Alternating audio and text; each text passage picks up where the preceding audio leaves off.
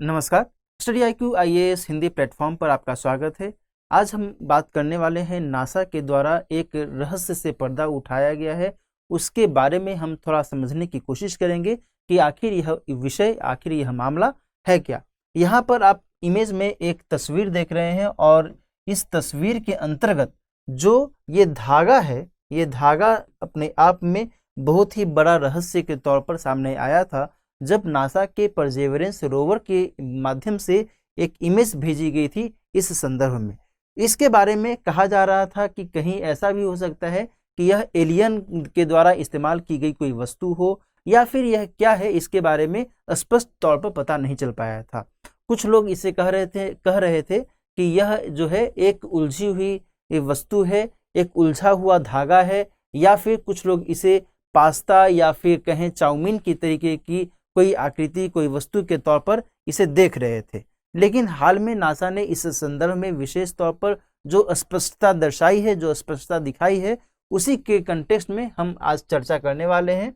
यहाँ पर हम थोड़ा ये समझ लेते हैं कि जो परसेवरेंस रोवर है उसी से यह रहस्यमयी पदार्थ के बारे में जानकारी मिली थी। ये है परसेवरेंस रोवर जिसे मंगल ग्रह पर नासा के द्वारा कुछ समय पहले भेजा गया था। इसका ऑब्जेक्टिव ये है कि मंगल ग्रह पर जो भी स्थितियां हैं, परिस्थितियां हैं, वहाँ की जो इस भौगोलिक स्थिति है, वहाँ का जो वातावरण है, उसको चेक किया जाए। वहाँ पर जो चट्टानें हैं उसको चेक किया जाए, उनको मॉनिटर किया जाए और उसके आधार पर जो भी डाटा कलेक्ट होते हैं उस डाटा को फिर नासा के पास भेजा जाए, ताकि नासा उसी के हिसाब से फिर जो मार्स है, मार्स के संदर्भ में, मंगल ग्रह के संदर्भ में जो आगे का अनुसंधान है उस हिसाब से वो काम करेगा।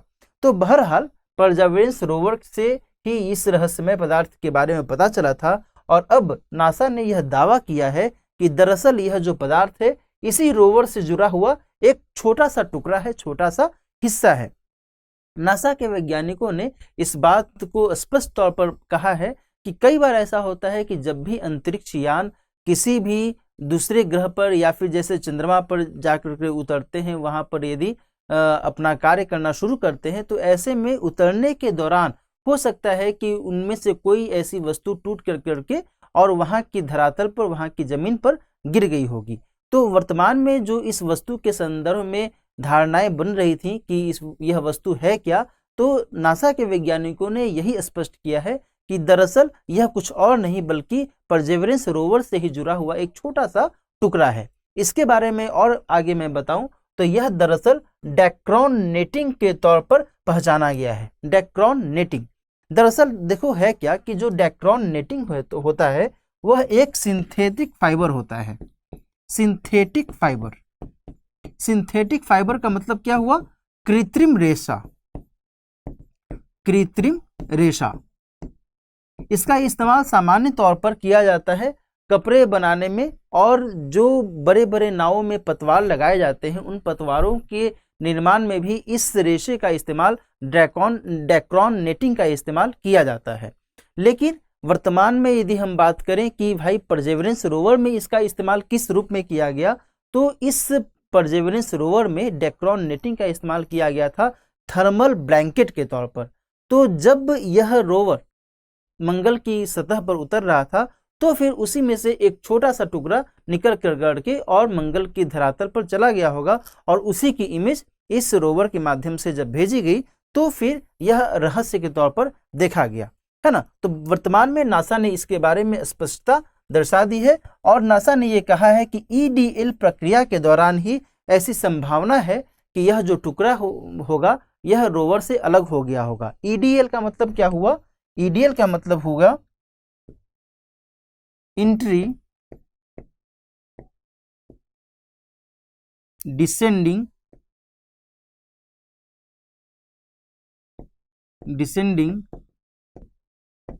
और लैंडिंग, है ना। यानी कि मंगल ग्रह के वातावरण में प्रवेश करने के दौरान, वहां पर धीरे धीरे उतरने के दौरान और वहां पर लैंड करने के दौरान, ये जो प्रक्रिया है EDL, इंट्री डिसेंडिंग और लैंडिंग, इस प्रक्रिया के दौरान ही यह जो टुकड़ा है वो हट गया होगा और मंगल की धरातल पर, मंगल की सतह पर वह पहुंच गया होगा, और इसी के बाद यह जो विषय है, यह जो टॉपिक है, चर्चा में आ गया था। आगे बात करें कि भाई भारत के द्वारा मंगल ग्रह के कॉन्टेक्स्ट में क्या कुछ गतिविधियां की गई हैं, ये भी हमें थोड़ा जानना जरूरी है। लेकिन यहाँ पर मैं आपको ये भी बता दूं कि नासा ने केवल परसेवरेंस रोवर ही मंगल ग्रह पर नहीं भेजा है। ऐसा नहीं है कि केवल यही रोवर मंगल ग्रह पर गया है। इससे पहले भी नासा ने मावेन, है ना, मावेन नाम से भी एक मिशन की शुरुआत की थी, जिसका मतलब है मार्स एटमॉस्फेयर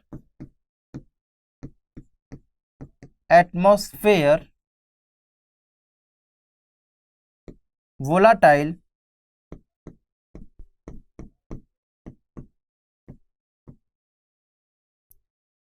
इवोल्यूशन